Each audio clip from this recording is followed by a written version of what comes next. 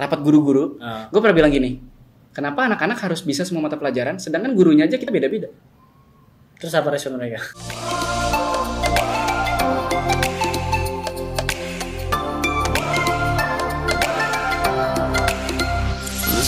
Assalamualaikum warahmatullahi wabarakatuh. Kembali lagi di channel YouTube ini. Terima kasih untuk teman-teman yang masih ngikutin konten-konten ya yang sangat-sangat biasa ini. Anjir. Tapi banyak informasi yang bisa diambil lah semoga. Dan kesempatan kali ini gue pada teman-teman gue lagi. Bukan teman kuliah yang biasa di kafe ya, sekarang yang sebelumnya lagi gitu ya, D3 yang multimedia sekarang jurusannya. Lebih keren dah pokoknya di Anjir. Multimedia kan luas ya. Masih luas. Soalnya multimedia itu basic cuy. Basic banget sebetulnya. Dari situ kan ada orang yang mau dari multimedia, mau ada yang masuk broadcast atau DKV yang lebih gokil kayak dia nih jadi anak DKV. Jujur gue nggak bisa jadi anak DKV. Gue nggak bisa gambar. Ya lemah banget. Gue dulu waktu tugas kuliah inget gak bikin storyboard, gue stickman bro. Iya. Lu tau stickman kan? Tahu. Pala. Iya. Terus garis. Udah. Dan gue nggak peduli lah bikin storyboard gue jadi. Oke, ini langsung mau gue bahas sama dia aja karena dia beberapa kali terlibat dalam bikin film ya. Mungkin buat teman-teman yang mau nyoba bikin film bisa dapat informasi dikit dari teman gue ini. Oh ya, sebelumnya gue kenalin dulu, namanya Dwino Palasaputra. Yoi. Dia sekarang lu kesibukan apa nih? Gue sekarang kesibukannya buka usaha, buka PH. Terus juga buka usaha ini nih, gorengan. Anjay, ini di endorse nya sama dia. Anjir. Makanan keren banget tuh. Cemilan ya, namanya cemilan Kahayang pakai bahasa Sunda. Ntar juga bisa gua ini taruh di Instagram ya, di bawah di deskripsi ya. Ini ntar makan ya? Siap, pastilah. Masa dijadiin pajangan. Ya gue sekarang lagi sibuk bikin PH. Sebetulnya PH gue ini udah jalan dari waktu kita kuliah bro. Dari waktu gue punya kamera pertama kali. Jadi kan waktu pertama kali kita kuliah dulu tuh gue udah bisa pakai kamera, tapi gue nggak punya. Oh iya. Dan bokap tuh sering banget ngeliatin gue nganterin Dennis beli kamera, gue nganterin Wenda beli kamera, itu teman-teman kita. Terus bokap nanya gitu kan, butuh nggak sih kamera? Terus gue bilang ya butuh sih gitu. Dan tiba-tiba bokap beberapa hari kemudian pulang kerja dia bilang nih bapak pinjam ke koperasi buat beli kamera. Itu bener banget. Gue ngerasa kayak ih gue nggak minta gitu loh. Cuma bokap pengen ngeliatin ya, gue sering nganter temen gitu loh. Terus akhirnya bokap pinjam duit. Berapa tuh itu? Inget lu? Gue inget gue 8 juta waktu itu. Kamera pertama lu tuh? 600D. Iya, 600D. Sama kayak Wenda. Sama kayak anak-anak tuh. Habis dari situ gue mikir ini gue nggak minta ke bokap, tapi bokap menyediakan fasilitas, berarti gue harus bisa mengembalikan. Dalam artian gue harus, iya gue juga dalam artian sebagai cowok harus bisa bilang ke bokap gue bisa gitu dari hal yang udah bokap kasih. Dan akhirnya dari 2013 itu pertengahan kita kuliah, gue bikin PH gue sama temen-temen di Bogor, mulai dari weddingan sih. Awal-awal tuh wedding, gue jadi orang wedding. Sama ya, gue juga. Sama ya. Gak tau kenapa startnya dari situ. Freelance kita tuh itu sama pasti. Weddingan. Karena wedding gak akan pernah mati pak. Orang pasti bakal nikah. Nah, iya kan? Yeah. Dan pasti orang pengen fotonya bagus saat nikahan. Kenapa? Karena nikah tuh sekali seumur hidup. Betul. Buat orang-orang yang pengen benar serius nikah sekali udah gitu. Dan momen akad nikah tuh nggak bisa diulang. Betul. Ya momentum itu pertama kali gue turun wedding tuh deg-degan setengah mati pak. Ya gue juga gitu sih. Kita kayak takut salah ya. Soalnya lu akad nikah nih. Terus misalkan momennya lu salah foto gitu, atau lu videoin salah pas lu pencet roll itu pas akadnya udah selesai, kan lu nggak bisa bilang pak bisa diulang nggak akadnya. Ini nggak bisa gitu. Itu startup gue benar-benar mulai terjun ke dunia PH tuh dari situ ya. Dari situ sampai sekarang masih jalan. Sampai sekarang lebih spesifik lagi, lebih ke production kayak bikin video klip, film pendek, web series kayak gitu, company profile gue lebih bikin kayak gitu sih. Nah dalam dunia ini yang dunia ini ya, dunia video yang lu tahu, untuk dapat alat-alat yang proper lah dari dalam membuat video, menurut lo apa nih tips-tipsnya menurut lo yang bisa tips dari gue ya untuk kayak mungkin lu mau milih alat apa untuk shoot apa gitu. Betul ya itu. Ya, pertama apa gitu? Pertama lu harus banyak paham dulu lu mau ke arah mana bro. Iya. Contoh ada dua tipikal orang, suka autofocus, suka manual fokus. Oh iya. Dari situ dulu lu harus pikir. Gue juga manual. Gue lebih suka karena lensa sinema atau lensa film gak ada yang otomatis gitu. Semua lensanya manual. Nah dari situ dulu lu baru bisa milih lu mau ke arah mana. Karena satu alat dipakai sama gue dan satu alat yang sama dipakai sama lu itu hasilnya beda pasti. Iya betul. Nah dari situ lu bisa belajar, oh gue pengennya pakai alat ini, gue pengennya pakai alat ini, gue pengennya pakai lensa ini, gue pengennya pakai lensa ini. Nah dari situ lu bisa menentukan alat apa yang cocok buat lu. Contoh kayak gue awalnya pakai Canon dari dulu, sampai gue belajar gimana cara mainin mengolah data dari Canon, terus dibikin bagus, di grading sebagus mungkin. Dari situ gue mikir, kok gue nggak bisa dapetin gambar yang dia bikin ya. Gitu. Terus orang-orang bakal bilang, lu nya aja emang yang gak jago. Terus pas gue tanya ke orangnya, ternyata dia pakai kamera yang berbeda. Dari situ gue kulik lagi, oh ternyata si A sama si B, artinya Canon sama Sony itu ternyata bedanya di sini. Dari situ gue kulik semua kamera yang pengen gue pakai. Kamera itu sebenarnya menurut lo ya untuk film layar lebar bisa nggak sih kamera standar gitu? Kamera standar batasannya sampai mana gitu? Lu mau standarnya segimana dulu nih? Iya, karena ada entry level, ada semi profesional, ada profesional. Lu mau batasannya mau sampai mana nih? Kalau yang entry level untuk layar lebar, sorry to say sebetulnya nggak bisa. Nggak bisa. Kenapa? Lu bisa jelasin? Karena misalkan mungkin teman-teman bisa bilang, kan itu di bioskop ukurannya mungkin sama lah, HD juga, ada sekian gitu. Kenapa nggak bisa sama dengan alat yang ini gitu? Sebetulnya kalau kita ngejar film bioskop, itu kalau lo mau tahu bioskop itu untuk video mapping si layar videonya itu sendiri, itu biasanya paling minim itu 6K Pak. Oh 6K dia? Paling minim. Paling minim yang gue tahu itu paling minim 6K. Kebanyakan orang-orang syuting itu biasanya pakai 8K ekstensinya. Oh gitu. 8K kenapa? Karena untuk croppingnya lebih gampang. Oh iya. Jadi layarnya gambarnya lebih besar. Berarti dia sensor emang lebih tajam. Ngambilnya 8K. Terus ngambilnya 8K, di cropping outputnya jadi 6K. Oh iya. Itu biasanya. Orang kayak kemarin nih, gue punya klien, terus gue pitching ke dia, terus dia selalu bilang, ngapain bikin video klip 4K? Di YouTube kan cuma 1080. Dan sorry tuh saya ya bro, gitu loh. Sekarang tuh YouTube itu makin meningkatkan standarnya. Minimal itu yang awalnya 144, ntar 144 bakal hilang. Minimal tuh 480 kalau nggak salah. Jadi 4K itu nanti udah jadi 1080-nya yang sekarang. Oh iya. Nanti kedepannya bakal ke sana. Tapi memang YouTube masih belum bisa mungkin mengejar ke bioskop. Nah dari situ lo mau main di mana? Kalau lo masih mau sekedar gue main di YouTube doang kok, ya udah lo pilih pakai yang standar aja nggak apa-apa. Oh iya. Kayak lo gini kan lo cuma pakai mirrorless crop sensor ya nggak apa-apa, nggak masalah. Karena mungkin lo mainnya masih di YouTube aja. Tapi kalau ini mau gue play di layar lebar apa dulu nih bro? Kalau misbar mungkin masih bisa. Lo tau misbar gak sih? Nggak tahu gue. Misbar tuh lo iya grafis ubah layar tancap. Oh layar tancap. Nah kalau layar tancap kan lo cuma main fokus doang, fokus doang. Gitu doang ya nggak bisa gitu. Bisa. Cuma kan kalau di bioskop itu tajamnya lo dapet. Ya kan? Lo pernah nggak sih ngeliat di bioskop tuh kayak gambar burem gitu? Enggak kan? Nah, lu bisa jelasin nggak ke teman-teman perbedaan alat yang murah sama alat yang mahal gitu dari segi misalkan kualitas apa sih yang nggak tahu mungkin kenapa ini bisa beda banget gitu? Apa? Alat yang murah kalau bisa bukan murah sih, bukan murah tapi standar lah. Oke, kalau dibilang murah atau mahal relatif ya. Relatif ya. Iya. Karena buat orang-orang yang punya duit aja dibeli kamera red yang menurut kita mahal ya menurut dia ya. Iya, menurut gue tuh kamera red itu kan lu tahu red yang sering dipakai buat film dari Red Raven, Red Epic Way itu kan paling murahnya body only 150 jutaan. Kalau dirupiahin dan itu belinya di Singapura Pak, di Indonesia nggak ada. Itu harganya 150. Bukalapak nggak ada? Nggak ada Pak. Bukalapak anjir. Itu minimal tuh harganya 150 juta. Buat gue mahal banget. Tapi mungkin buat orang lain itu murah. Iya. Iya kan? Nah bisa dijelasin nggak bedanya apa? Bedanya pertama mungkin dari seberapa bagus si kamera itu bisa menangkap yang namanya dynamic range. Wah tuh bisa jelasin nggak? Dynamic range itu adalah rentan di mana si kamera itu bisa nge-capture informasi dari highlight dan shadow yang pas. Contohnya, lu pernah nggak ngambil gambar di tengah hari bolong di lapangan? Iya kan? Dan sebetulnya di depan lu tuh kayak gue sering banget ngambil gambar lagi hiking karena gue demen naik gunung kan. Ada satu lapangan, contohnya kayak savana gunung gede tuh di Surken, lu pengen ngambil sekelilingnya bagus, awannya lagi biru, ya kan? Tapi lu pas lagi ngambil video lu dikasih 2 pilihan. Lu mau dapetin awannya biru, itu dia betul. Orangnya gelap jadi siluet, iya. Atau orangnya jelas tapi atasnya putih, iya. Ya kan? Nah, itulah di situ kemampuan perbedaan setiap kamera dari yang biasa, yang basic sampai ke yang pro. Karena contohnya gue pakai sekarang sampai ini gue masih pakai Sony, gue pakai A7 series.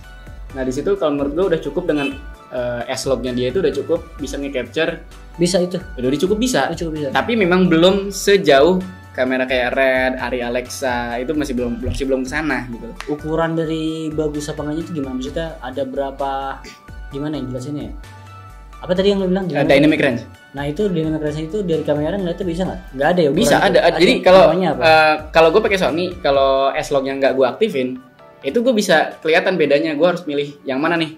Antara gue nge-clipping si awannya putih atau orangnya yang jelas gitu. Nah, pas S-Log gue aktifin, itu gambarnya pucet emang. Iya. Buat orang-orang yang nggak paham grading atau yang nggak suka grading itu apaan sih nih? Kok gambar lu pucet gitu loh. Iya. Nah itu lu harus milih yang mana. Kalau gue sih pasti langsung aktifin S-Log. Nah dari situ gue bisa lihat. Dan dari situ bisa tinggal lu setting. Bukaan aperture lu berapa. Terus juga shutter speed lu berapa. Kadang lu butuh filter tambahan atau enggak. Dari situ gue masih nggak ngerti ininya tau. Tadi dynamic range itu dari setiap kamera itu ukuran dari mana? Maksudnya kamera mahal banget nih. Misalkan dia dynamic range-nya misalkan 100. Kamera standar misalkan 20. Kalau dari sepengetahuan gue sih ya. Sorry kalau gue masih banyak kurangnya. Cuma kalau dari sepengetahuan gue, karena kita ini sekarang udah mainnya era digital, dalam artian bukan kamera film kayak dulu. So yang bermain di sini adalah sensor. Sensor yang bermain di sini. Makanya kan setiap kamera keluar baru itu yang pasti paling ditongolin itu adalah sensornya berapa, sensornya segimana gede, seberapa sensitif dia. Gitu. Berarti sensor ya? Sensor yang main di sini. Kalau zaman dulu kan waktu masih analog raw film yang main. Raw ya. Nah, raw film yang main. Kalau di sekarang yang main sensor. Gitu. Iya. Dan lu tahu format foto nggak? Format foto ada JPEG, ada RAW. Iya. Lu yang RAW itu yang ini kan? Mentah. Yang mentah banget. Iya kan, yang mentah banget. Tapi sementah-mentahnya RAW itu lu harus tetap settingannya bener. Nggak mentang-mentang RAW lu foto jepret asal kan? Tetap kan? Iya. Nah, video kayak di kamera film itu juga ekstensinya udah RAW. Gitu. Kalau sekarang lu paling dapat MP4 atau MOV doang kan yang dari kamera. Iya kan? Iya. Nah, kalau yang dari kamera film itu dia udah RAW. Jadi lu bisa ngacak-ngacak highlightnya, shadownya itu udah enak banget untuk dapetin mood film. Nah yang ngebedain dari kamera biasa sama kamera yang bagus itu adalah pertama sensornya seberapa besar, seberapa sensitif. Iya. Kedua dynamic range-nya seberapa bagus f-stop-nya.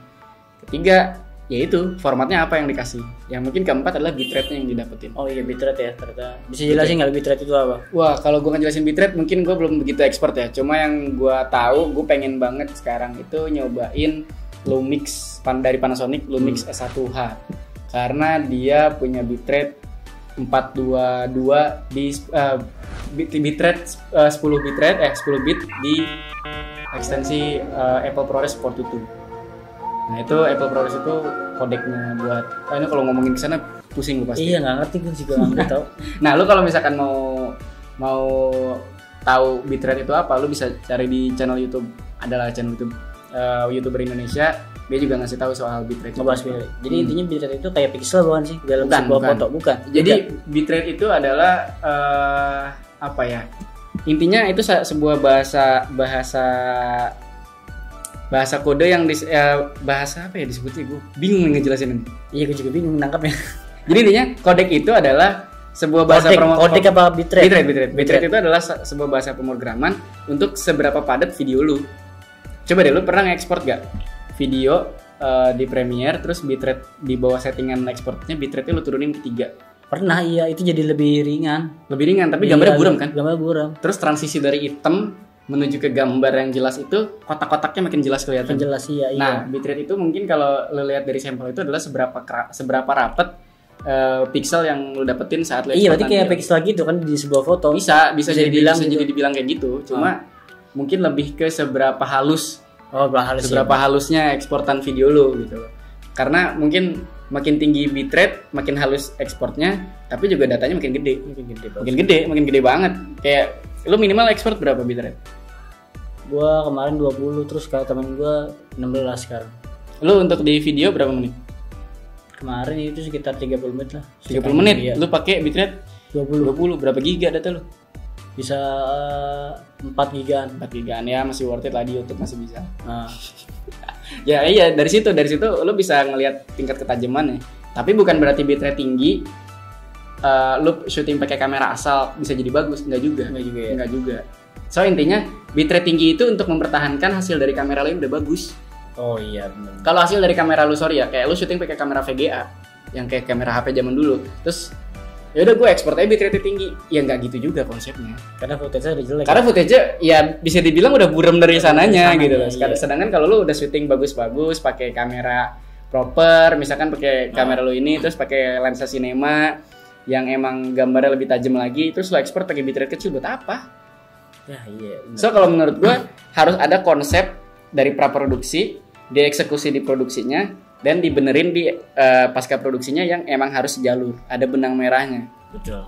Contoh misalkan, ya gue pengen bikin film kesannya film 80-an.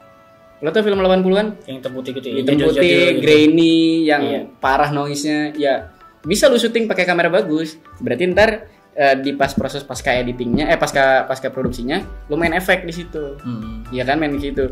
Terus kalau misalkan gue pengen bikin film CGI, tapi lu pakai kamera yang nggak proper untuk ketajamannya, untuk autofocus atau manual focus yang tajamnya, ya lu nggak bisa gitu.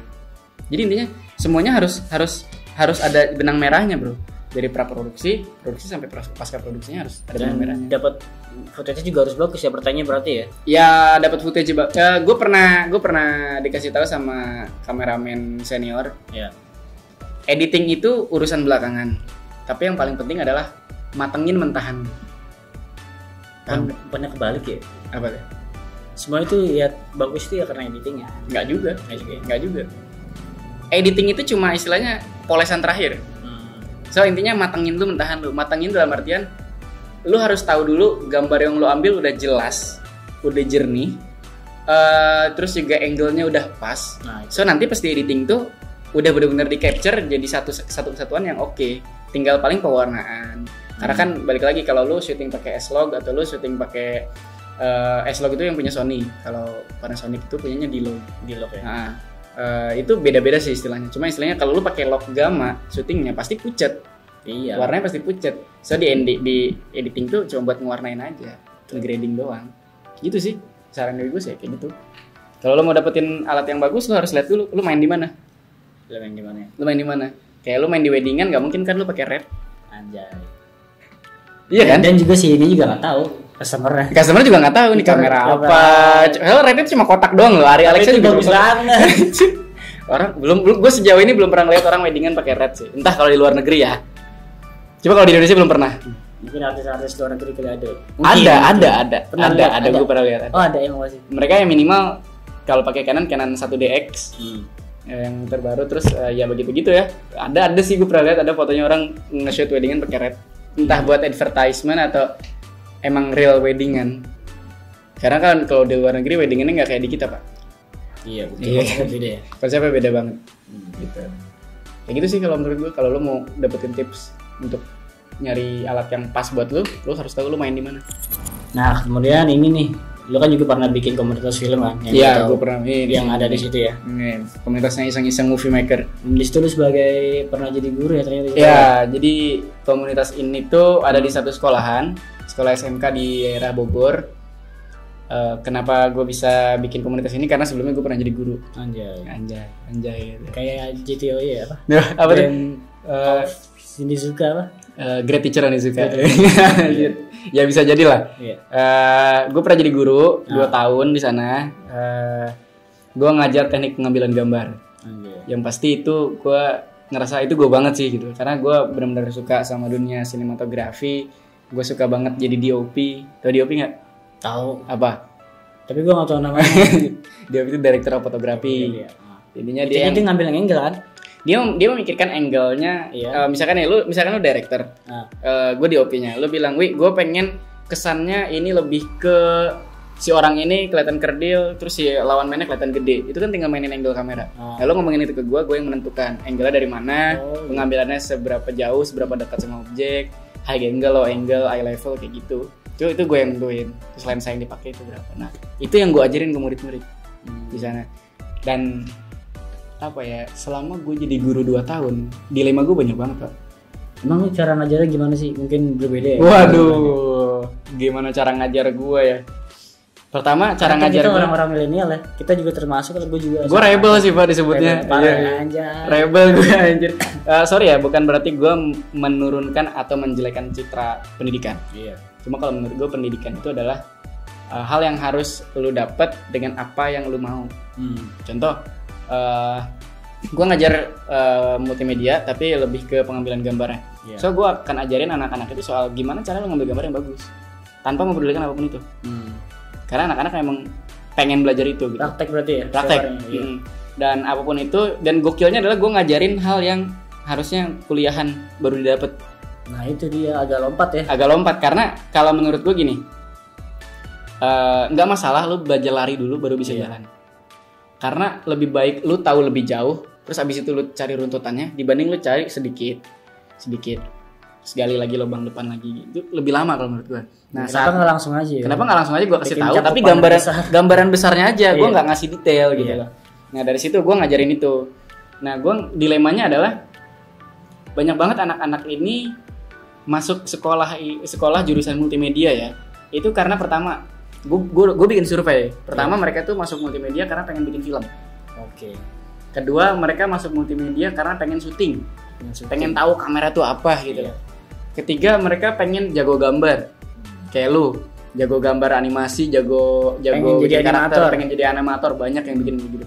Tapi saat masuk ke multimedia di sekolahan itu mereka benar-benar berjibaku dengan gue harus mempelajari ini, matematika gue harus bagus, bahasa Inggris gue harus bagus, dan lain-lainnya harus bagus. Jadi intinya itu terlupakan jadinya. Kalau menurut gue jadinya kesannya bias aja gitu. Jadi lu jadi apa nggak tahu. Nah sedangkan gue waktu ngajar itu mungkin gue jadi guru yang paling egois. Guru yang egois menurut lu gimana tuh? Guru yang egois kalau menurut gue tuh jadi gini, mungkin karena pengalaman gue setelah lulus kuliah, gue agak sedikit mendapatkan apa yang harusnya gue bisa dari jurusan gue gitu. Itulah yang gue sampein ke anak-anak gitu. Portfolio gue dikit banget anjir gitu loh. Nah maksud gue gini, seharusnya anak-anak SMK itu diberi keleluasaan untuk mereka mengeksplor jurusan mereka. Nah iya. Tetap dengan ada tambahan pelajaran lain, tapi bukan berarti mereka harus bagus di semua materi. Betul. Karena gue selalu bilang gini, gue serius, gue pernah di rapat guru-guru, gue pernah bilang gini, kenapa anak-anak harus bisa semua mata pelajaran, sedangkan gurunya aja kita beda-beda. Terus apa respon mereka? Diem.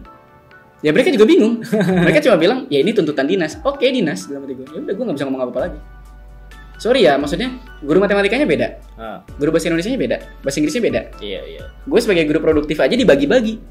Gue guru produktif pengambilan gambar, editing, audio, plus special effect.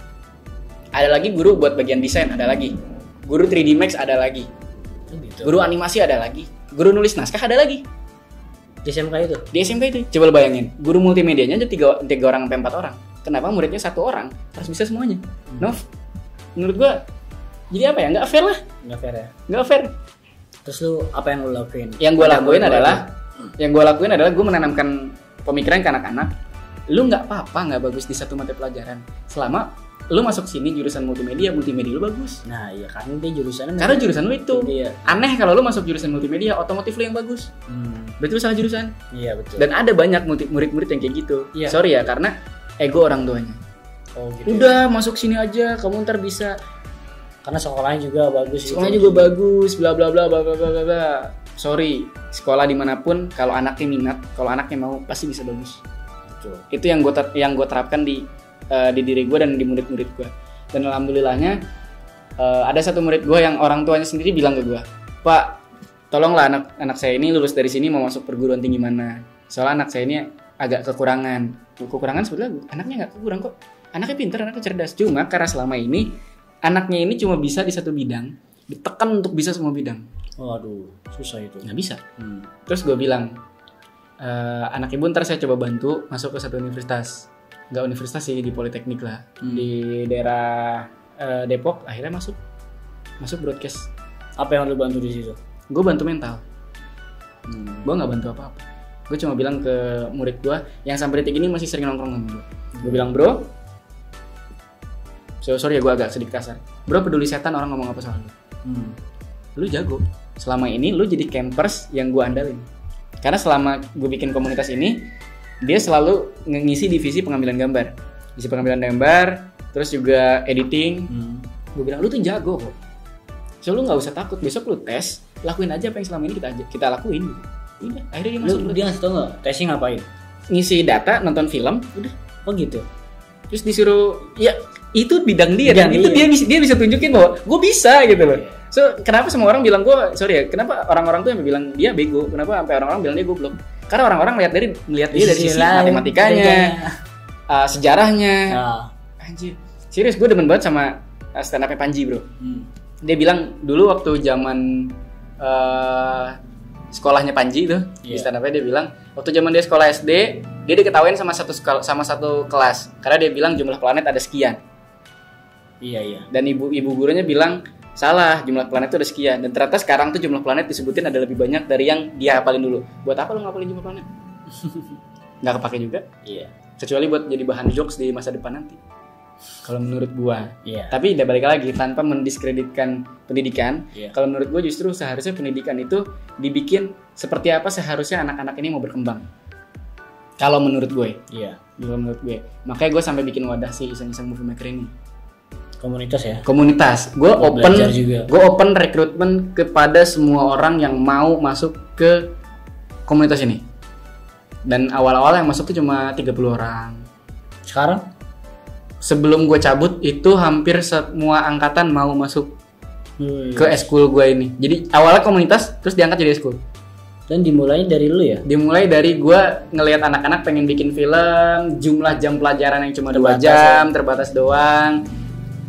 Efektifnya itu dari 2 jam paling 1,5 jam. Dan 1,5 jamnya pelajaran ini nggak real 1,5 jam bro. Maksudnya gimana bro? 1 jam pelajaran itu cuma 30 menit, 30 sampai 45 menit. Sedangkan jam asli itu 1 jam ya 60 menit. Kalau jam pelajaran itu 1 jam pelajaran artinya 45 menit paling maksimal. Oh iya, 1 jam iya. Iya kan? Iya, jadi sebetulnya 2 jamnya di jam pelajaran sebetulnya cuma 1 jam. Iya sebetulnya Mangkas gitu. Waktu banget Mangkas waktu. Jadi sebetulnya nggak efektif. Makanya gue bilang kita bikin komunitas ini. Buat belajar lebih ya. Buat belajar lebih dengan alat yang seadanya. Gue bantu dari alat di PH gue juga, di studio gue juga gue bantu. Dan akhirnya alhamdulillahnya di tahun pertama gue ngajar di sekolah ini, selain terciptanya komunitas ini, gue juga membantu anak-anak. Kan kalau SMK itu ada tugas akhir. Iya. Kayak uji kompetensi gitu. Gue ngebantu 10 anak. Kita bikin film, 10 film dalam waktu 3 hari. Wih, gokil tuh. 3 hari kita di luar sekolah, kita izin, itu resmi ya, kita izin dan kita ke daerah Sukamakmur di daerah Jonggol.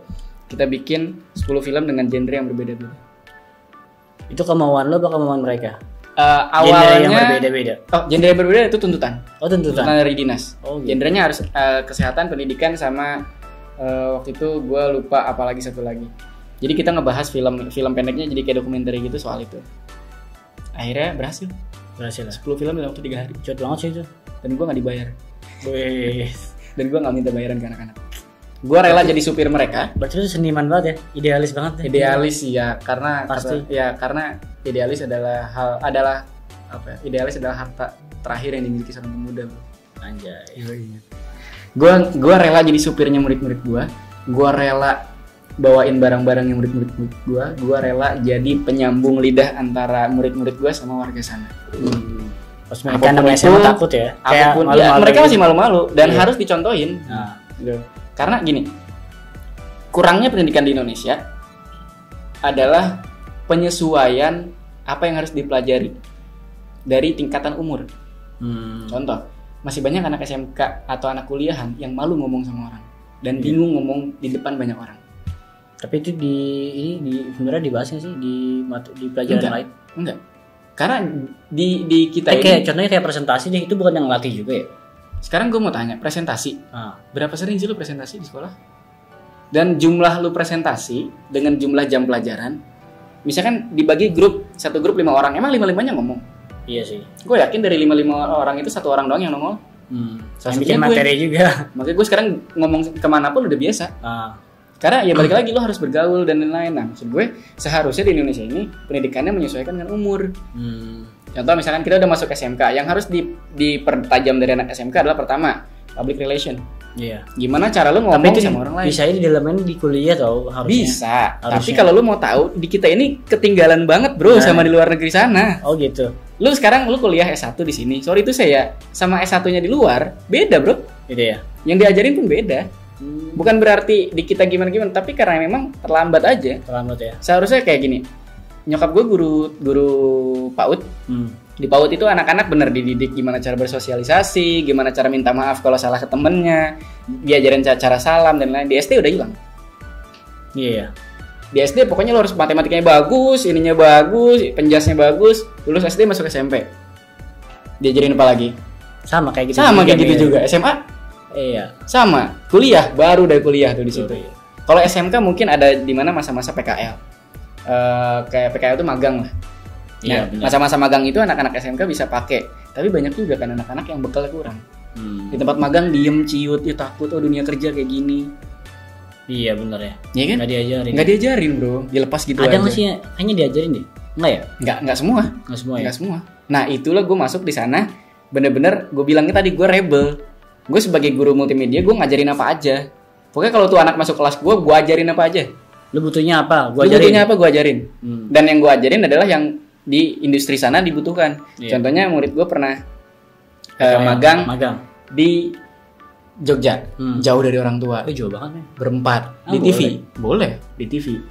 Ada koneksi dari sekolah lu? Ada. Gue udah bilang gini, bro, siap-siap ya di TV. Iya. Nggak percaya dia. Serius. 3 bulan berlalu, pulang. Gimana ya TV, bro? Parah pak gue. Kan gue bilang kan. Kadang dari situ mereka baru, oh iya juga sih bener kata Pak Dwi, tadi bener gitu. Kan gue bilang, gue basicnya orang lapangan, gue bilang tuh. Gue bukan guru yang kan formal. Guru itu kan sebenarnya kalau mau jadi guru asli, lu harus ada pendidikan gurunya. Iya. Kalau gue basicnya gue orang lapangan, gue suka ngomong, gue demen banget share apa yang gue tahu ke orang lain. Teman gue ngajak, nih kita kosong guru di bagian ini, mau nggak? Ya udah gue jadi guru. Memang sih bisa dibilang, lu aneh banget jadi guru, lu sopan santun lu aja nggak ada, ya sorry to say gitu loh. Cuma yang gue lakuin ini, ntar anak-anak di lapangan juga emang ketemunya itu. Karena gue nggak masuk sebagai guru yang ngajarin apa lah, gue ngajarin yang ntar emang di lapangannya sekeras itu. Gak salah kan? Gak salah gitu sih. Keren. Lu udah ngalamin kan di dunia kerja kayak gimana? Tapi gue di PH belum banget sih. Belum terlalu. PH kayaknya ngejar tayang banget ya. Ya. Lebih keras sih. Tapi PH gue yang sekarang kayaknya enggak deh, nggak terlalu. Tapi dari situ lu harus mempelajari gimana cara nge-reduce stres lu sendiri kan? Iya. Di sekolah nggak diajarin kan? Gimana cara memanage stres? Nggak ada iya. Nggak ada kan? Bahkan banyak banget anak-anak SMK yang mereka nggak tahu bahwa saat mereka lagi pinter kapan, saat mereka lagi kurang pinter kapan. Emang itu ada ya? Ada lah. Kalau gue dulu ngalamin. Gue dulu sempat jadi bocah paling pinter di kelas. Terus waktu ujian gue lagi sakit. Dan akhirnya hasil ujian gue ngedrop. Dan thanks God-nya orang tua gue nggak pernah marahin gue dengan nilai gue merah. Sampai sekarang. Dan itu nempel di benak gue. Apa kata nyokap bokap lu emang? Ya udah nggak apa-apa. Ya karena gue lagi ujian lagi sakit. Gue UN SD aja, gue muntah-muntah sampai UN di ruangan guru. UN gue jelek ya udah bodo amat. Bukan berarti lu harus perfect di semuanya bro. Iya benar. Gitu. Yang penting lu paham konsepnya. Lulus SD juga kok gue. Ya gitu. Nah sekarang gue mau langsung, sorry gue potong ya. Ya. Ada yang mau lanjutin nggak? Enggak sih. Udah. Sekarang mau ngebahas tentang YouTube nih. Oke. Kayak baru-baru ini gue lihat lu sekarang lagi bikin video klip ya. Wah, lagi bikin video klip ya, alhamdulillahnya. Dari teman lu juga ya, si Adam ya. Si Adam. Lu udah pernah ketemu Adam juga kan? Udah. Dulu satu film bareng. Gue juga pernah kenal. Ya, gue udah lama sih sebenarnya sama Adam. Udah lama ya. Basicnya gue temenan SMP dari SMP sama Adam. Nah, dari dunia YouTube lu deh, dunia YouTube lu udah berapa lama lu? Tahun ya anjir. Lupa gue. Kalau awalnya udah dari tahun kapan gue udah lupa. Cuma yang pasti startnya gue di YouTube itu di channel YouTube dari channel YouTube ada namanya Little Dreams Production. Itu ngebahas apa? Itu yang gue bikin sama temen gue untuk horor-hororan. Ada ketemu setannya? Banyak lah bro. Banyak. Tapi sebetulnya channel YouTube yang pure punya gue pertama kali. Tapi video-video yang pertama gue bikin buat YouTube adalah buat si Adam. Buat video covernya itu. Karena dulu waktu kita kuliah, gue bikin video bener-bener gini waktu dulu gue kuliah, waktu kita sama-sama kuliah, gue mindset gue adalah yaudah tugas kelar. Iya kan? Ternyata bro pas kita masuk kerja ditanya portofolio mana, pas gue tunjukin portofolio gue, malu gue di situ. Wah anjir ternyata sejelek ini portofolio gue.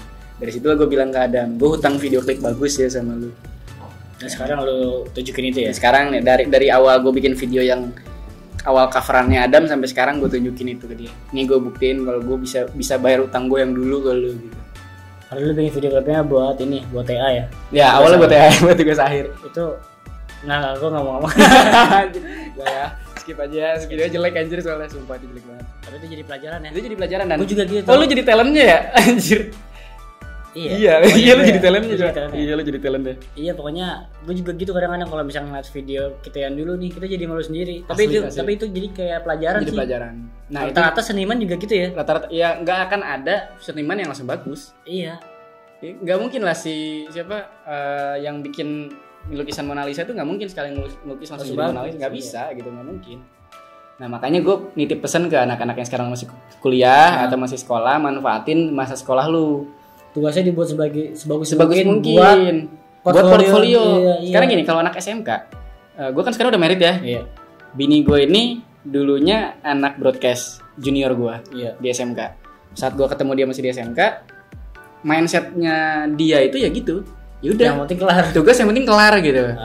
Dari situ gue bilang nggak bisa gitu. Tugas tuh nggak bisa kayak gitu. Karena kedepannya gini. Akhirnya dia mau berubah. Gue bikinin bagus, hasilnya bagus. Yaudah. Walaupun akhirnya dia married sama gue dan gak lanjut kuliah, yaudah nggak apa-apa. Cuma at least dia tahu taste-nya kayak gimana. Bahkan sekarang sebenarnya video-video di YouTube yang ditayangin di manapun, banyak kan tuh editannya, rough cut-nya istri gue yang edit. Oh gitu. Serius? Istri bantu ya? Iya. Kemarin pun bikin video klip istri gue ikut. Gue pengen dia tetap mempertahankan taste-nya dia. Oke, gitu. Jadi kalau bisa ya itu, jangan sampai masa-masa sekolah lu, masa-masa kuliah lu dihabisin cuma buat nongkrong, nggak jelas kayak gitu. Kalau ada tugas kerjain sebaik mungkin. Kalau perlu minta bantu. Nongkrong nggak apa-apa. Nongkrong nggak apa-apa. Bukannya gue melarang nongkrongnya, tapi kalau misalkan ada tugas, ada tugas kerjain yang bener lah. Iya. Kalau lu mau nongkrong dan di tongkrongan lu itu adalah ngebahas tugas lu gimana cara supaya bagus, kenapa enggak? Iya. Contoh ada seniornya misalkan lebih baik, lebih bagus, kenapa lu nggak minta tolong senior? Iya benar ya. Kan simbiosis mutualisme. Gitu. Demi konten yang bagus. Jangan sampai kayak gue nyeselnya sekarang. Gue juga dong ya. Iya kan? Sekarang giliran kita punya YouTube ya kan, kita bikin konten buat YouTube baru jor-joran.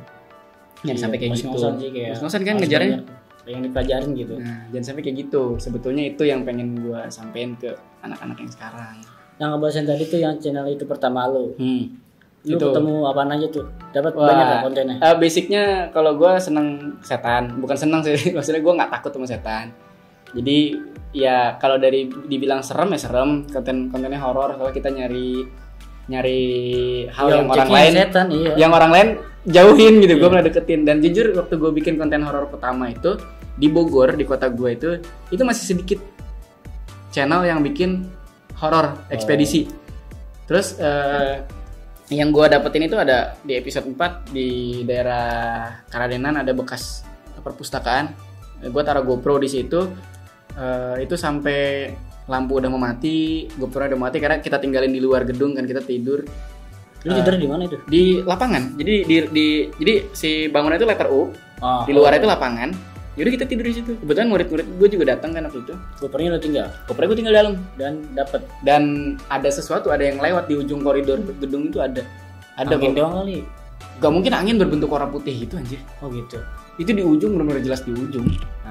Itu bisa dilihat di episode 4. Terus salah satu mimpi gue juga bisa collab sama Kiprana waktu itu terwujud gitu. Tiba-tiba tim kreatif dari Jak TV nge-calling tim gue untuk collab bareng. Iya. Jadi waktu itu channel YouTube gue udah collab sama Jak TV. Terus waktu itu di episode di mana ya? Di Pasir Angin, daerah Puncak. Itu ada villa yang sebenarnya villanya nggak jadi. Jadi itu villa setengah jadi gitu tau nggak?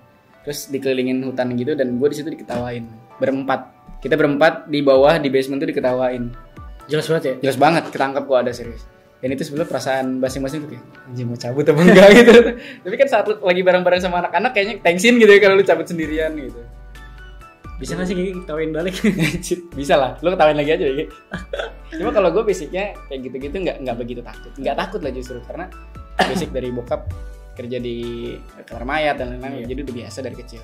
Dan rumah gue yang di Gunung Salak yang lu sempet nginep juga kan, udah biasa kayak gitu. Jadi ya gue bikin channel YouTube berdasarkan dari apa yang gue suka. Oke. Dari situ. Lu bikin channel gini-ginian juga berdasarkan dari yang lu suka kan? Betul. Udah menghasilkan belum? Belum. Beli lampu tapi bikin duit kan? Iya, bikin Wah, makanya. Tapi ini sih buat wedding sebenarnya, ini sampingan aja. Oh gitu. Iya. Jadi ini beli dari weddingan gitu. Iya, weddingan. Kenapa start semua dari weddingan? Hah? Kenapa start semua dari weddingan ya? Iya kita ya sama ya. Oh iya, selanjutnya nih lu abis itu pernah terlibat dalam channel mana aja nih? Yang Di YouTube ya? iya. Gue semenjak bikin channel YouTube pertama itu udah mulai jalan. Gue diajak sama temen gue untuk ngegarap satu channel YouTube. Gue thanks banget udah diterima di channel YouTube ini. Channel YouTube ini punya Bang Densu Margo. Gue ngegarap si pebasket sombong.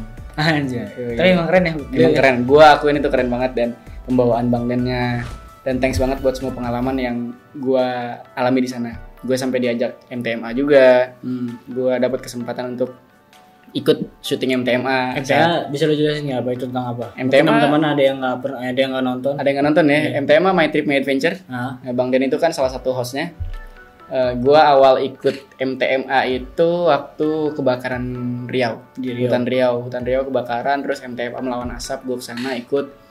Tadinya tuh cuma buat bikin konten behind the scene. Tapi karena gue seneng banget nge-explore, gue muter-muter lokasi syuting yang seenggaknya gue nggak ngehalangin kameramen utama. Gue ngambil gambar slow mo, gue ngambil gambar apa, dan gue tunjukin ke Bang Den, dan Bang Den nunjukin ke kreatif sama produsernya, dan produsernya bilang bagus ya, udah akhirnya footage dipakai. Itu sebuah kebanggaan kalau buat gue. Itu sebuah kebanggaan buat gue. Dipakai TV ini ya, TV Trans. Iya, dipakai Trans. Jadi sebagian waktu pas lagi Riau. sausnya, Bang Denny berarti itu footage lo ya? Iya, slow mo-nya, terus ya ada beberapa lah. Yang itu gue seneng banget sih. Footage gue. Apalagi yang lo inget selain itu? Ya, pengalaman dari itu. Pengalaman gimana cara ngedit. Kan selama ini gue cuma ngedit sinematik doang. Gimana cara ngedit konten YouTube yang hektik, yang action kayak gitu. Karena kan di channelnya Bang Den itu benar-benar action. Gue sebagai campers, gue harus pakai gimbal seberat itu.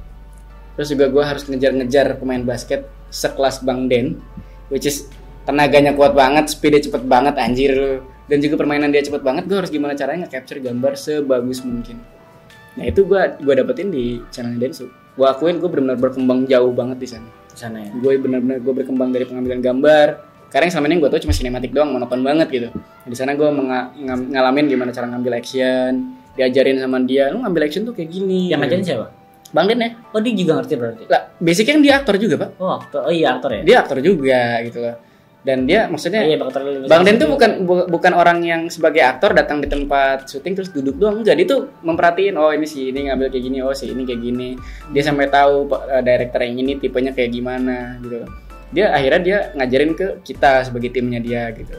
Dia ngajarin ke gue, lu ngambil gambar kayak gini, yang benernya kayak gini, action tuh kayak gini, pemilihan musik, lu musik tuh harusnya kayak gini, scoringnya kayak gini. Dan gue di sana berkembang. Emang keren ya berarti. Ya, gue mengakui gitu bahwa gue di sana tuh benar-benar nggak nyesel. Gue masuk sana benar-benar gue ninggalin channel YouTube gue yang gue dari awal gue garap sama teman gue ya nggak apa-apa gitu. Karena di sana gue benar-benar berkembang banget. Dan thanks banget buat Bang Den. Yes. Dan channel YouTube-nya sih sekarang gue lihat berkembang banget. Alhamdulillah, dan ya gue seenggaknya mengalami hal yang keren banget di sana.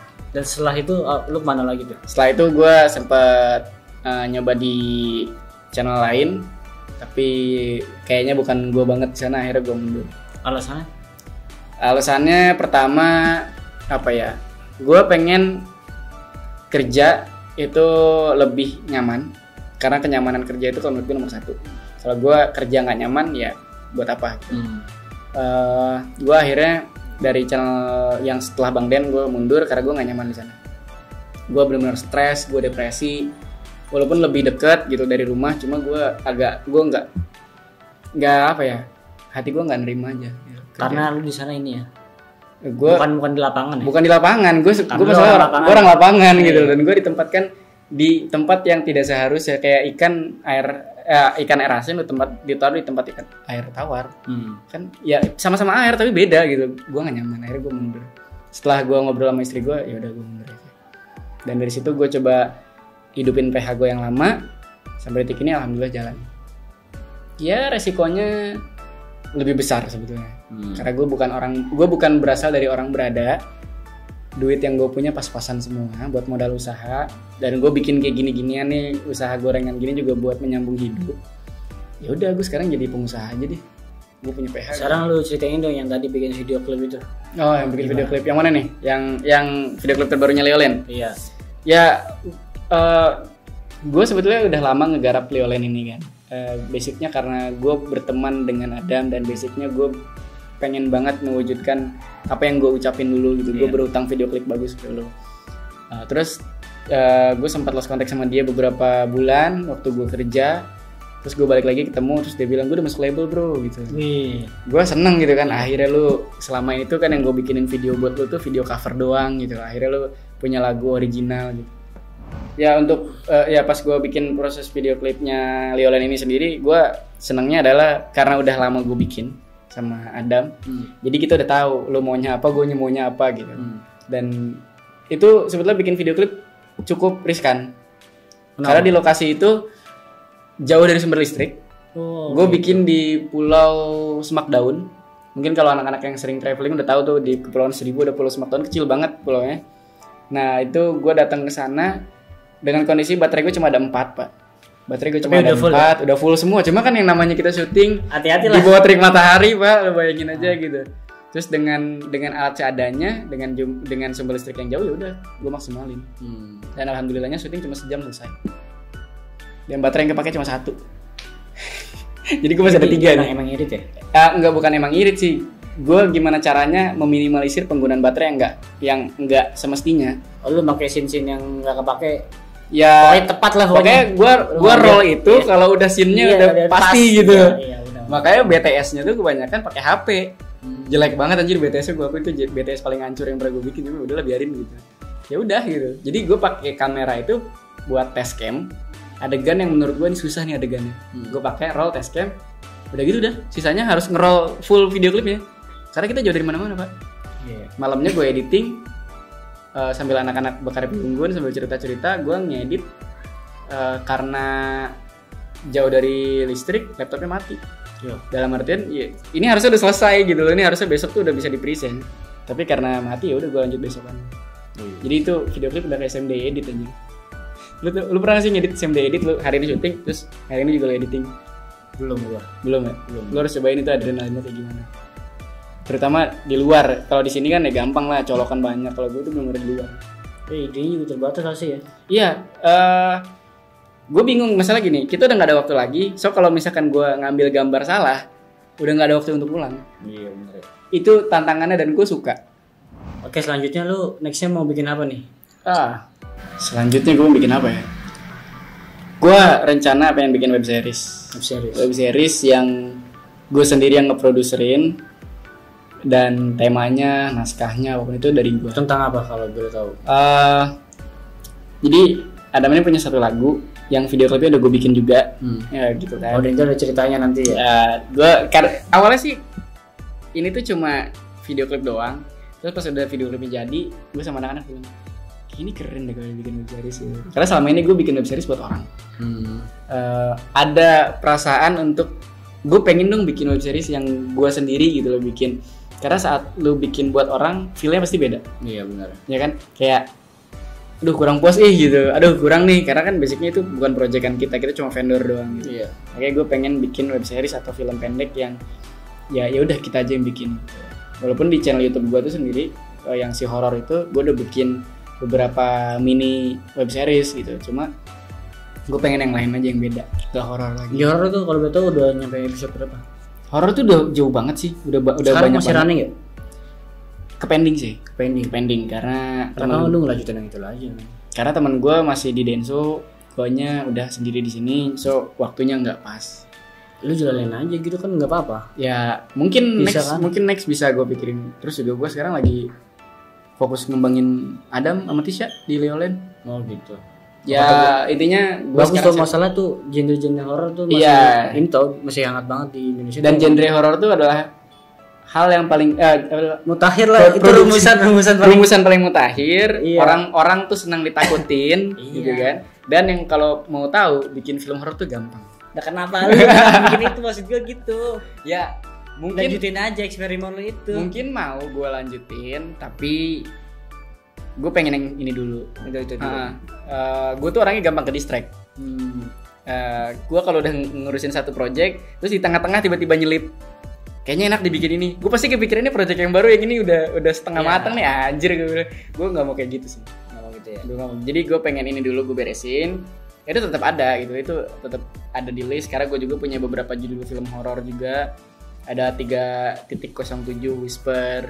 Udah gue punya naskahnya udah beres. Udah. Itu dari dulu gue bikin, udah gue pendem. Kalau ini dong, ceritain sedikit. 307 Whisper itu sebenarnya jam 3:07 dini hari. Whisper itu kan bisikan. Jadi gue bikin film itu sinopsisnya ada seorang anak kecil di rumah. Biasanya jam 3 pagi lu ngerasain gak sih jam 3 pagi lu kadang suka kebangun? Iya. Ya udah. Beda aja rumah beda ya guys. Itu jam di sepertiga malam ini tuh keren banget men. Beda. Sorry. Gue jam 3 tuh baru tidur pak. Terus edit pak. Terus lanjut. Oke, jam 3 pagi itu biasanya kan orang-orang yang nggak kayak lu, nggak kayak gue gitu kan, kebangun gitu. Dan mitosnya kalau jam 3 atau jam 2 lu kebangun itu ada yang merhatiin lu gitu kan. Nah ini enggak, ini anak kecil di rumah. Dia jam 3:07 kebangun.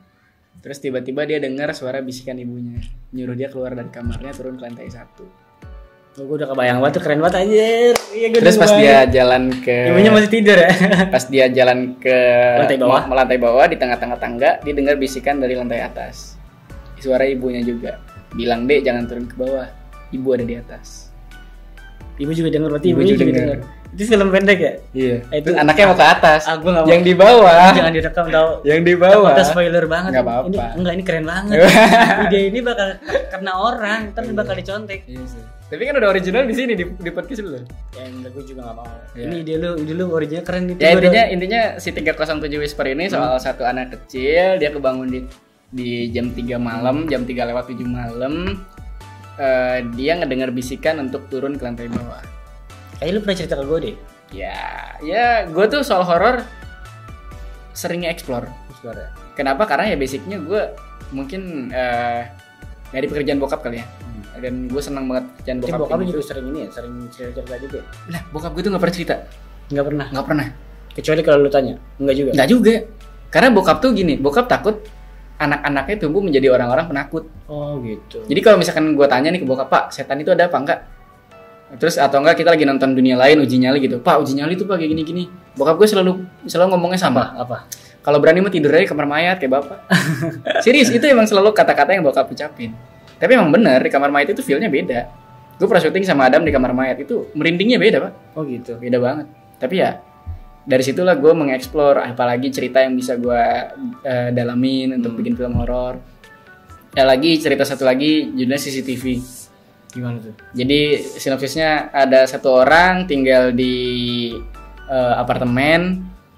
Dia ngedenger kok tiap malam tuh kayak ada yang nyapu di depan kamar apartemennya dia, padahal kamar apartemennya dia paling pojok.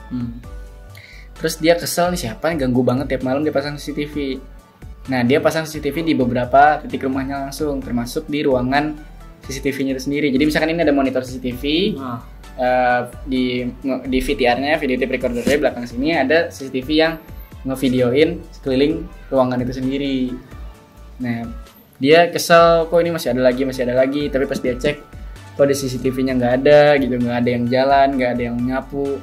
Terus tiba-tiba kan monitor CCTV kan ada banyak. Terus dia ngelihat di monitor paling pojok bawah itu monitor CCTV yang di sini, di ruangan itu. Ternyata di ruangan itu dia nggak sendirian. Anjir, itu ininya banget ya. Waktu sih, anjir, serem banget.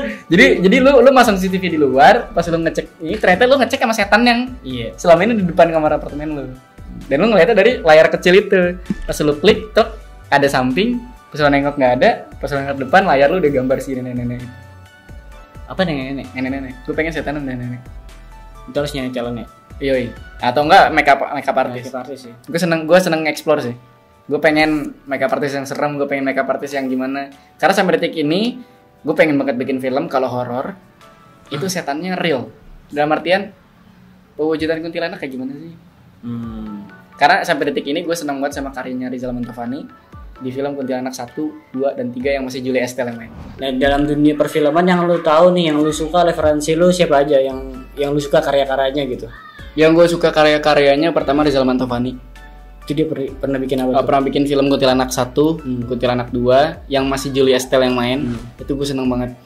Sampai detik ini stigma gue soal kuntilanak tuh seserem apa ya itu di situ. Gitu ya. Bahkan gue bikin konten horor, gue ngeliat kuntilanak yang masih pakai baju putih nggak serem. Karena kalau menurut ada bukan kayak dia. Karena bukan kayak yang dibikin sama teman-teman nih, anjir itu serem banget kalau menurut gue. Keluar dari kaca dan lain-lain itu serem. Bahkan sampai detik ini gue kalau di hotel mana lagi nginep, lagi misalkan bikin video klip di Bandung ya kemarin gitu. Di kamar hotel gue ada kaca, gue takut sumpah.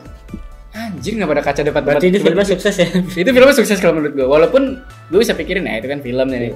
Cuma itu real di alam bawah sadar gue, seenggak takut gue dengan apapun gitu, dengan setan apapun. Kalau ngeliat kaca di kamar hotel atau di tempat gue tidur, gue takut. Karena ya ke situ mikirnya ke film itu. Terus juga gue suka sama karyanya Joko Anwar gitu. Dari kita zaman kuliah juga kita dari dulu di selain dari genre horror gitu ada nggak yang lo suka? Ada sih, gue seneng. Tapi kalau ini DOP-nya itu gue seneng sama Yunus Pasolang. Dia hero film apa tuh? Kemarin waktu gue kerja sama Bang Den, gue dapat kesempatan untuk ikut ke lokasi syuting film Miracle in Cell Number 7. Filmnya bakal tayang Agustus. Kemarin mereka udah press release juga foto-fotonya. Gue seneng banget karena Mas Yunus ini gue awalnya cuma follow di Instagram doang, terus tiba-tiba gue bisa ketemu langsung sama orangnya gitu. Itu udah gak nyangka kayak ini gue follow dulu deh. Tiba-tiba gue follow, gue ngeliat. Berarti lu gak tahu lu bakal datang. Gue gak tahu. Tapi lu udah follow duluan. Gue udah follow udah jauh sebelum gue kerja sama Densu karena dia udah share. Jadi di Instagram Yunus Pasolang tuh dia nge-share color palette yang dia pakai, terus pengambilan gambar, angle-nya. Gue ngeliat seneng gitu karena kan dia ngegarap film Marlina, Pembunuh dalam 4 babak atau apa gitu. Itu kan dia menang juga, terus gue liat wah anjir share-nya keren-keren nih, feeds-nya rapi, keren gitu. Terus tiba-tiba pas gue ngikut ke lokasi syuting yang gue tahu adalah direkturnya Hanung. Mas Hanung itu direkturnya. Oke. Terus gue ngeliat di monitor Mas Hanung. Kok Pasolang gue bilang. Terus gue tanya ke Bang Din, Bang. Ini DOP-nya Yunus Pasolang. Iya, Yunus Pasolang. Itu gue senangnya setengah mampus Pak, serius. Gue bilang Bang gue pengen foto, gue pengen foto asli. Tapi akhirnya kesampean di hari terakhir. Foto boleh? Gue foto sama Yunus Pasolang. Itu seneng gue. Nggak sempet ya? Nggak sempet. Cuman foto Bang. Gue segen. Karena kalau gue ngeliatin dia kerja gokil. Detail, selain detail juga benar-benar fokus kerjanya. Terus dia benar-benar sosok leader. Dia selalu manggil krunya itu bukan pakai lu, bukan pakai gue, tapi teman-teman ayo syuting yuk. Teman-teman bantu ya. So, jadi akrab banget. Jadi gue sebagai orang yang ngeliat pun kayak, wih, nyaman ya. Nyaman sih walaupun badannya tinggi gede gitu kan, tapi gue nggak tahu lo orangnya. Cuman kayak keren deh orangnya. Keren ya. Dia mirip sama Joko Anwar benar. Perawakannya sama ya. Tapi dia sama-sama suka musik metal sama kayak gue. Itu yang gue suka. Ya kurang lebih itu sih orang-orang itu. Mas Hanung juga gue demen, karya-karyanya keren. Riri Riza sama Mira Lesmana juga gue seneng gitu. Apalagi film ADC kedua juga kan sukses juga. Itu gue seneng sih. Cuma mungkin gue lebih seneng kemana? Horor sih. Lebih ke horor. Mungkin kalau dari luar gue lebih seneng James Wan yang bikin Insidious dan trilogi teman-temannya itulah gue seneng gitu. Dari situ gue seneng. James Cameron juga gue demen. Cuma kalau kemana gue tetap ke horor. Tapi lu nggak tertarik sama ini ya, film kayak pakai CGI ya? CGI. Gue appreciate banget dan gue seneng banget ngelihat CGI yang keren di film Transformer. Itu gila sih. Tapi sorry to say gue tidak tertarik untuk mempelajari itu, gue nggak tahu. Belum kali. Mungkin belum. Tapi gue lebih ke apa ya? Mungkin kalau itu untuk dinikmati ya. Karena jujur gue big fan-nya dari Iron Man. Gue seneng banget film Iron Man ada di film manapun gue nonton gitu kan. Tapi untuk bikin film kayak gitu kayaknya enggak deh.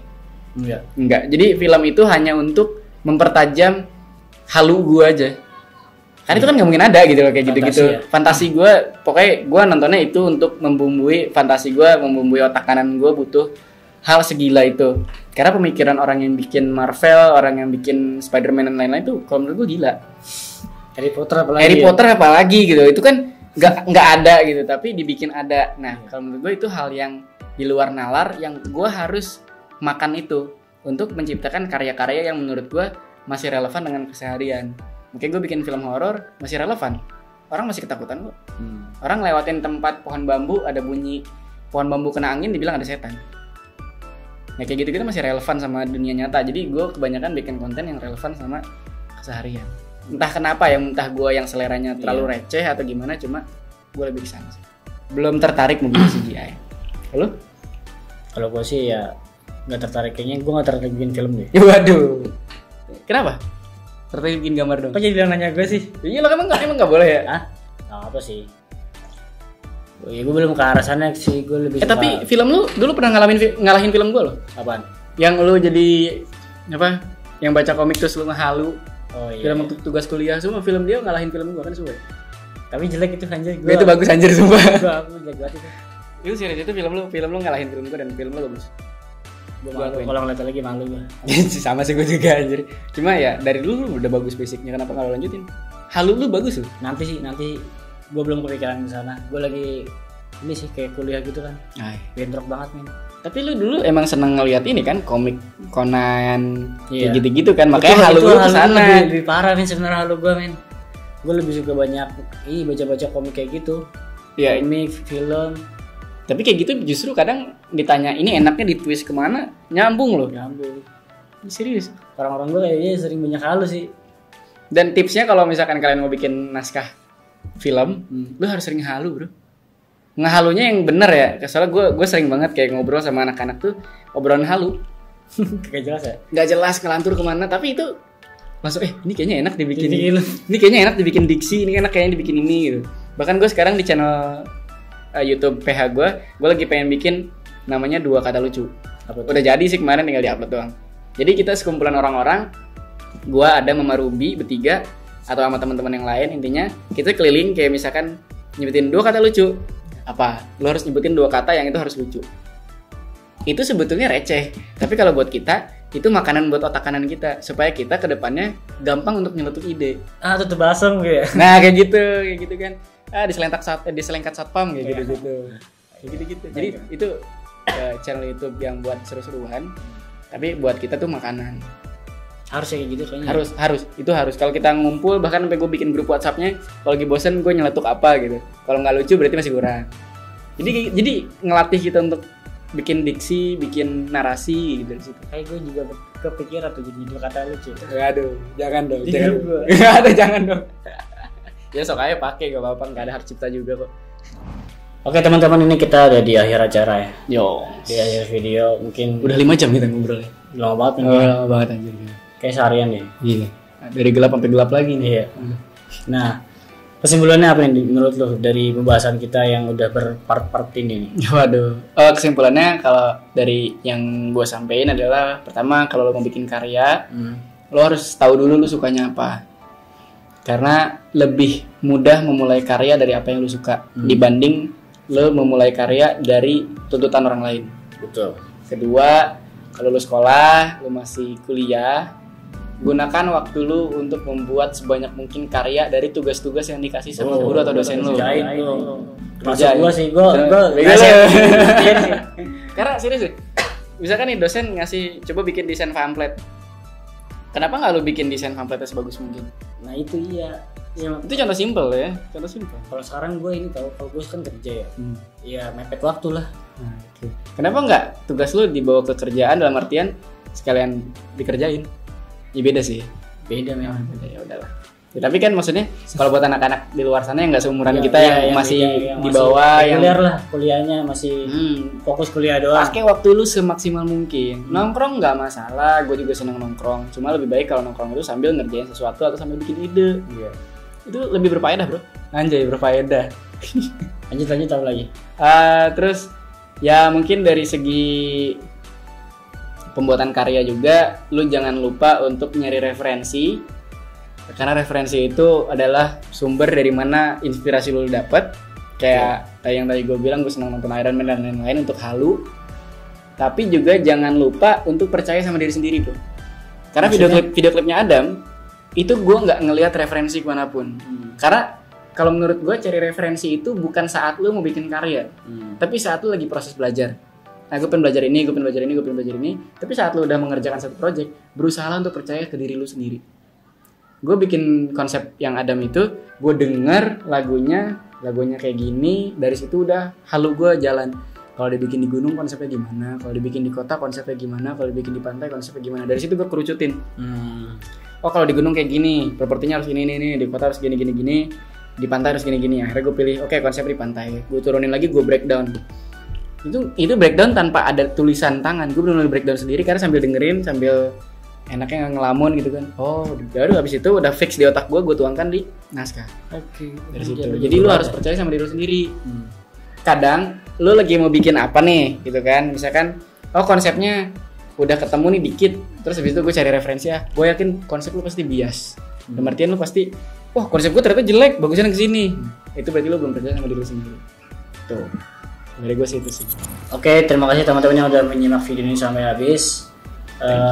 Tetap simak video ini, jangan lupa subscribe lah pokoknya, bantu channel gue. Yoi, subscribe, like, komen, sama share. Oke. Kalau kalian suka sama channelnya dia, jangan lupa di share juga ke teman-teman. Jangan lupa ini juga di ini ya, di link Instagramnya. Ntar gue taruh di deskripsi. Ini enak banget makanannya, gue udah cobain. Yoi. Ini isinya nih mayones nih, tuh udah ada meler-meler tuh. Kok nanti bisa deh masukin ke lihat di Instagramnya ya. Thank you bro. Iya. Kalau kalian suka, pokoknya harus di-share. Semoga obrolan kita ada yang nyangkut bisa menjadi informasi ya.